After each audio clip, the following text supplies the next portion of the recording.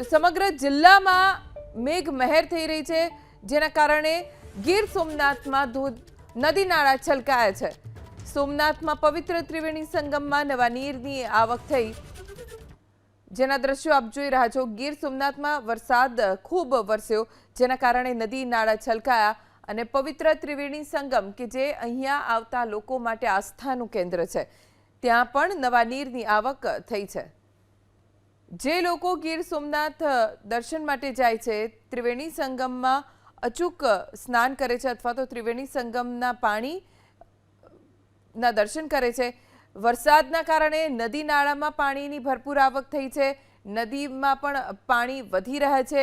પવિત્ર ત્રિવેણી સંગમના આ દ્રશ્યો આપ જો છો, પગથિયા સુધી પાણી પહોંચી ગયા છે। હજી પણ ગીર સોમનાથ જિલ્લામાં વરસાદ વધશે તેવી હવામાન વિભાગની આગાહી છે। આગાહીના ભાગરૂપે પ્રશાસન પણ એલર્ટ છે। ડેમમાં પાણીની ભરપૂર આવક થતાં નદીમાં પાણી છોડવામાં આવ્યા છે, પરિણામે નદી પણ બે કાંઠે વહેતી જોવા મળી રહી છે। ત્રિવેણી સંગમનો આખો ઘાટ ડૂબી ગયો છે।